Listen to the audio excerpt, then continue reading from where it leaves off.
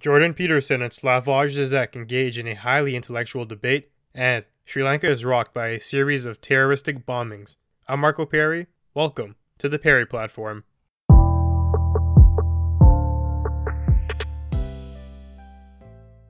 So, in case you guys missed it, last Friday, there was probably one of the greatest debates I've ever seen between Jordan Peterson and Zizek.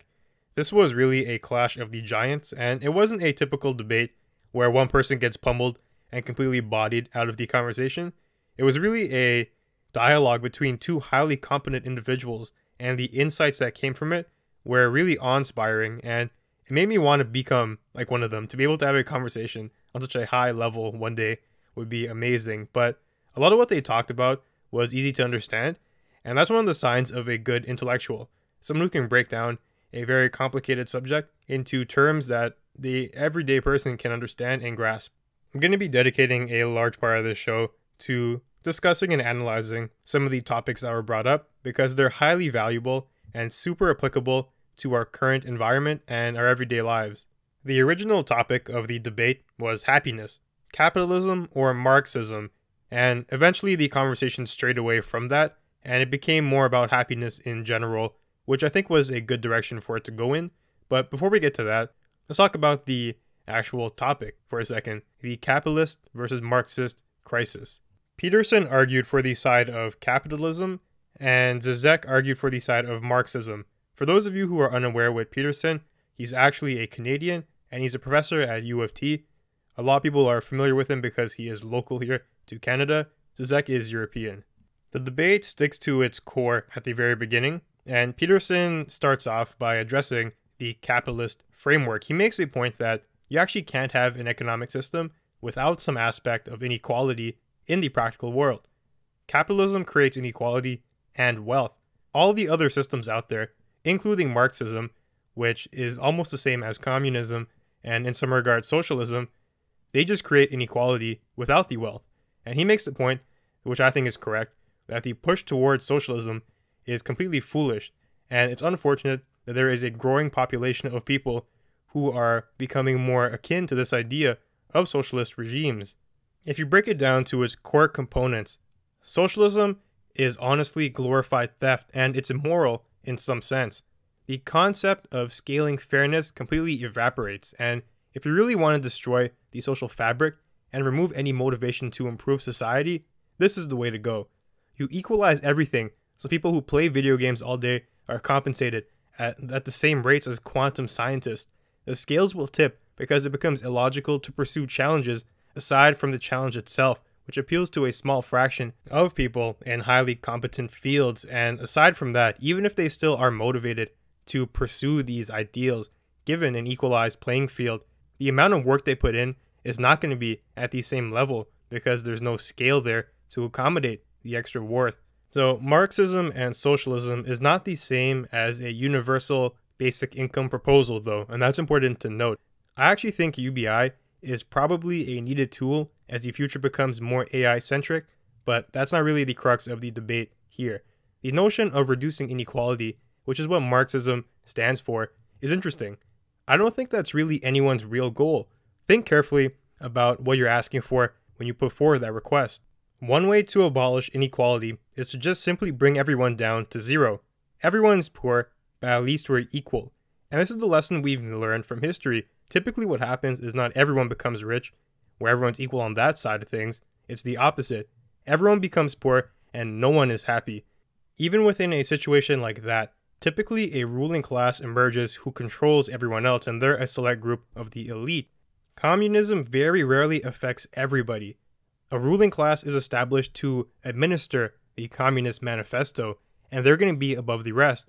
It's very similar to the tale of Animal Farm, where everyone was trying to be treated equally, but not everyone was administered the same rights and privileges, such as the pigs who were able to find a way to give rationale as to why they deserve to be treated a little bit better, because they call the shots, and without them, the society would collapse. Zizek then makes the case that he agrees with Peterson a lot about the wonders of capitalism, but his entire beef is that allowing the markets to reign freely over the world is not going to produce the benefits that we require to progress as humanity. There has to be some rules and regulations in place and he feels like Marxism is the answer to that, the complete control of markets. But despite that contention, it's interesting to see that in this debate, Zizek really wasn't advocating too harshly for Marxism, and Peterson made the point as well. Zizek is a very interesting person to debate because his ideas are fluid. He is not a complete ideologue who sticks to the concept, and I feel like Peterson isn't as well. That's why it was interesting to see his debate where two people were continually agreeing with each other despite having opposing platforms. I felt like the general conclusion that was achieved here was that capitalism is the worst system we have. Aside from all the others, see, it provides the opportunity to amass wealth despite the inequality factors that are still present among the other systems that have been tried in the past. Wealth is tied to happiness up to a certain point. So it begs the question, is it really happiness or simply the absence of misery that money provides to you? These are two very different things because people generally have a proclivity to be loss adverse versus gainers. Taking a loss is more impactful to you rather than gaining something. So for example, if you lost $100, that would weigh more on your mind than if you gained $100. And that's just the way humans are made up. So taking that same notion with this whole wealth thing, you can make the argument that due to the declining benefit of utility that money provides, it's really the absence of misery that's propelling you to reach levels of happiness. Because once you can pay the bills and hunger is not an issue for you and your rent isn't an issue for you, foreclosure isn't being threatened, you're able to focus on what really makes you happy. So money itself isn't the thing that makes you happy, but it keeps all the demons at bay up to a certain point. And that's why you see once individuals start breaking into the upper middle class, an increase in money doesn't provide them additional value of living. It doesn't provide them meaning. It's only when you're struggling severely that money comes and plays a part. And as we've seen from capitalism, global poverty rates are declining at world-breaking levels as we've never seen before. It's unprecedented growth. And capitalism is the engine that's providing people a way to escape from the dangers of being in a situation where they have to fend for their very survival. It's obvious the downsides that exist with the system, and Zizek clearly points them out eloquently, but the alternatives are equally as bleak. And a major issue with capitalism has been the destruction of the environment. But here's one thing that we can look at as a positive. So studies show that when people have enough income to avoid the things I've talked about, such as the destruction of their own life, they can afford to pay their bills and live comfortably. Their attention then shifts to how they can protect the environment. But if you are struggling yourself, the environment isn't a main cause of concern for you. Due to this, capitalism is raising a lot of third world countries out of destitute poverty, and according to any UN metrics, we're doing a good job at that, and the progress is clear. So as time goes on and these countries become more wealthy due to, in part, the effects of capitalism and free markets, they're going to be able to focus their attention on more impactful causes. So it's fair to say capitalism played a part in the degradation of our environment, but it could also hold the key in our efforts to rehabilitate the issue. So aside from these points, they kind of gradually transition into a whole different mindset of discussions. Zizek makes a very interesting point about people and humans generally needing a story down to a pathological level. And he compares this phenomenon with Hitler. He claims that Hitler was one of the greatest storytellers of the 19th century. So look back at the situation. The Germans were in a situation that was dealt with mass hysteria and confusion. There was an economic crisis and their military was just defeated. Life was not making sense to them. They needed a story, or rather a narrative to follow that would simplify things to them so life wouldn't be as daunting. And that's where Hitler came in. He blamed everything on the Jews and external interference within the party itself of Germans. That's where the blame was cast, and that's where the story was told. We lost because of the Jews. It's a rationalization of sorts. And Zizek makes the claim that we do a similar thing as humans. We often tell ourselves stories about our lives, and the truth typically resides outside of that story. Life is confusing, and to understand it, humans have a proclivity to create a plot, and they stick with it. A common one is that we are the victim or we are the hero, the two most common stories that people abide by. So, the lesson here, make sure you develop your story with as much truth as you can to avoid the intrigue of good storytellers who can easily control your narrative, especially if it fits your confirmation bias. If you're going your whole life believing you are a victim, and someone comes along that confirms your story, It empowers you to harden your beliefs and to even double down on things, confirming your narrative and making sure that it spreads. So very dangerous if it's not kept in check via the truth. That itself is a challenge though. Arriving at the truth is not a simple process and often takes a variety of steps. So the first thing you have to do, as outlined by Zizek, is to think and not fall into the trap of political correctness and influences. But we're going to touch more on that in just a second. Zizek made another interesting point that I thought was very important and should definitely resonate with people of today's day and age.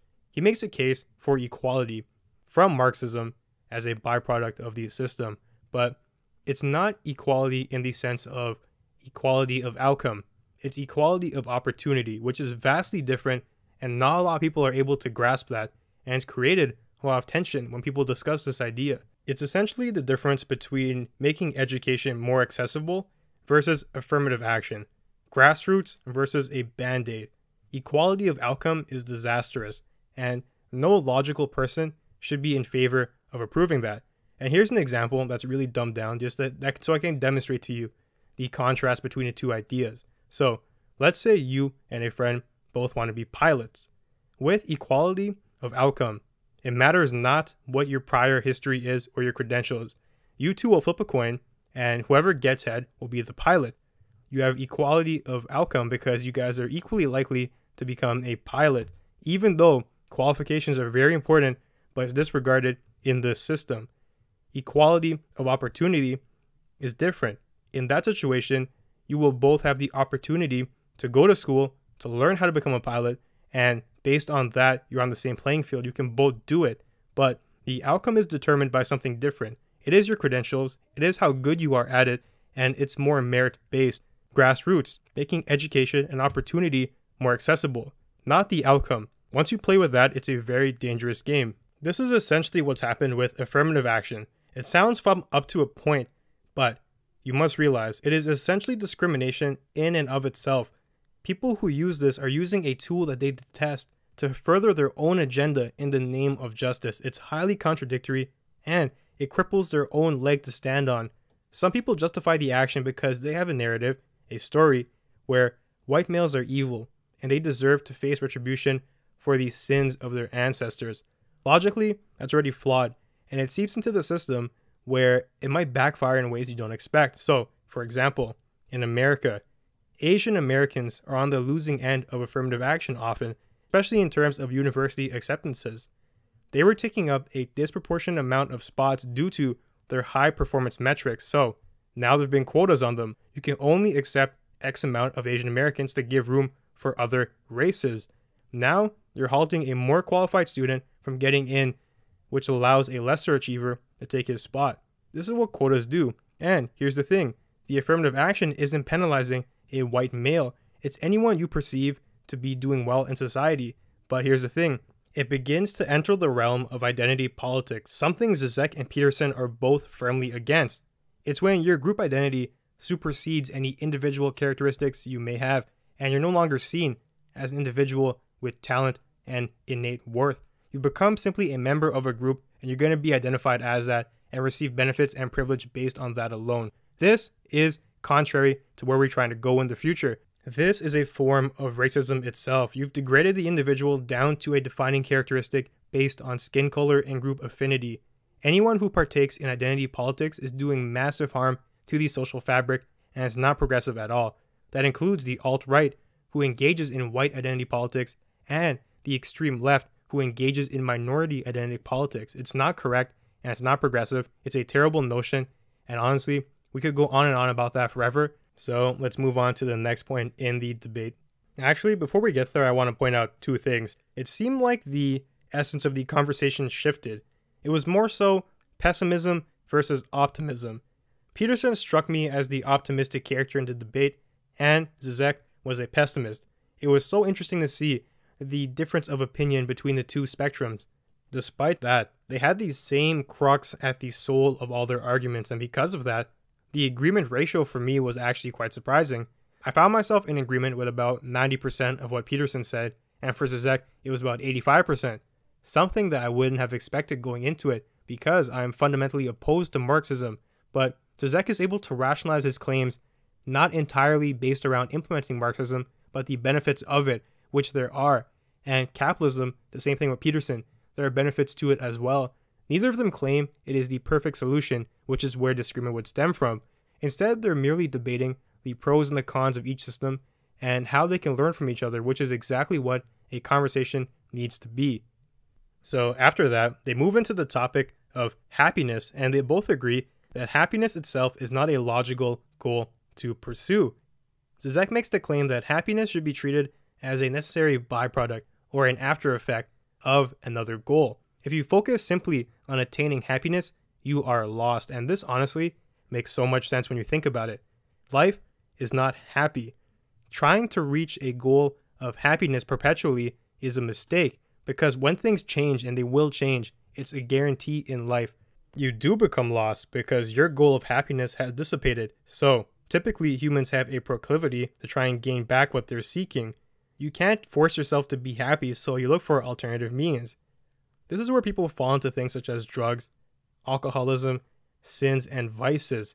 Your goal should not be happiness. Happiness is a luxury. Instead, where you should aim all your attention at is trying to achieve a good that supersedes you yourself. You need an objective that goes beyond the individual, something that's about the collective, and it can be any size of collective. For example, your family is a collective, your neighborhood is a collective, your city is a collective, your country, or the entire world. You need a goal that is oriented towards something like that, and from the constant struggle of striving towards that goal, that's where you extract happiness. It's a byproduct. You shouldn't be simply aiming at it per se. It's not the way to go, and I fully agree with that, and that's what leads to disappointment. You need something greater than happiness in order to reach these states. Responsibility is truly where you'll start finding the meaning of life, to have a purpose. That's what you really need, just a purpose, a reason to go on. That's not happiness. It comes from having a goal that's oriented towards the collective, something that goes beyond you yourself. Another thing that they talked about was the concept of religion, and how interesting it is, because this again is an example of how Peterson is the optimist and Zizek is the pessimist. Peterson makes the claim that religion has essentially the power to make bad people consider doing good things. It's an almighty power and gives you that goal of reaching heaven. Zizek, on the other hand, takes the opposite stance, and I think they're both right. Zizek makes the claim that religion is one of the few things that can make good people do bad things as well. And it's ever more applicable when you look at the next term we're going to tackle, which is the Islamic extremism that has plagued many places around the world, most recently Sri Lanka. In the name of religion, of a higher goal, they have been brainwashed into performing a massive evil action. But aside from that, at heart, they may not be evil people. It's the ideology they've taken internally. And it ties to another point they mentioned too, implicit beliefs. You have to be willing to think. Do not act without thought. Don't fall into the trap of political correctness where you're handed something and you're expected to abide by it blindly. You have to be willing to think. And I think that's actually the key to the whole debate here. If there's one thing you should take away from this, it's do not be afraid to think. Do not be afraid to have a different opinion, and don't be afraid to voice it. This is how society progresses, from the individual ideas that transpire and create movements.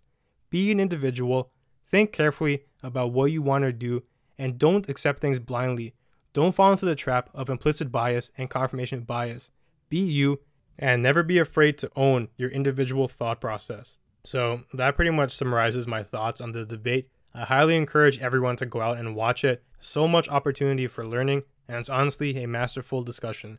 So moving on to our last story now. It is in relation to the terror attacks in Sri Lanka. The death toll from a series of explosions on Easter has increased to 290 people, and over 500 were injured. In total, there was reportedly 8 explosions. I'm not going to name the group responsible for this because they do not deserve any recognition at all from the media. Instead, I will call out their ideology because it has to be condemned.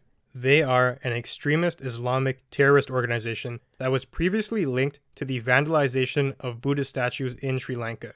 Now they've taken the jump to further extremism. In addition to the 8 bombs that were set off, there was also a bomb in the airport that was found and defused, luckily. In relation to these crimes, 7 people were arrested, but keep in mind, multiple others died in suicide bombings as part of this evil act. So The number of villains responsible for this is actually higher than just the 7 that were arrested alive. A report revealed that the government received a report from an intelligence agency roughly 10 days prior that a radical Muslim group was planning to hit prominent churches in this time frame. So people are wondering, why did the government not act on this? Well, it's a multivariate situation and it's difficult to approach. So threats themselves are a tool of terror and they are deployed frequently to a bunch of governments worldwide. There is reason why threats need to be taken with a grain of salt sometimes. So look at the outcomes that can occur from them.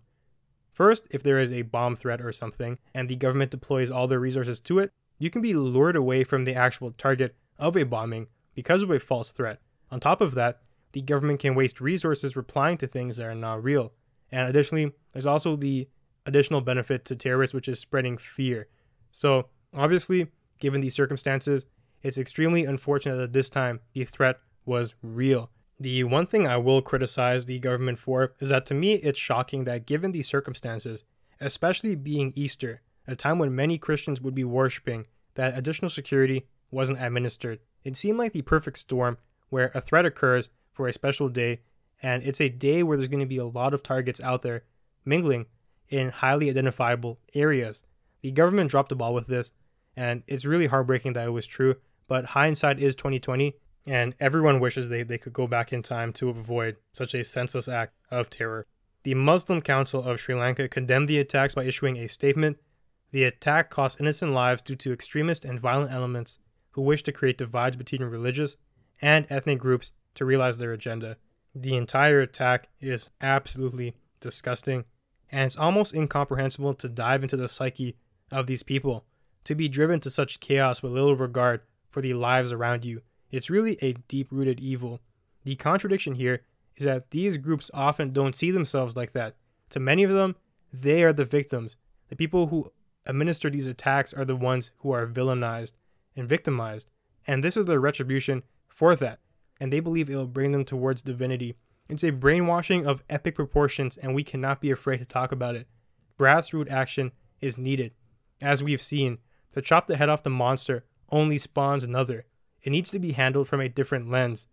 My best wishes goes out to all those affected by this senseless act of terror. Not the best way to end the show with such depressing news, but we have to do our part to raise awareness for it and to offer our support to any of those who are struggling with dealing with this heinous crime. So that about does it for today. Thanks for joining me on the Perri platform. If you want to reach out to me with questions or viewer comments, you can reach me at perriplatform@gmail.com. I'll see you soon.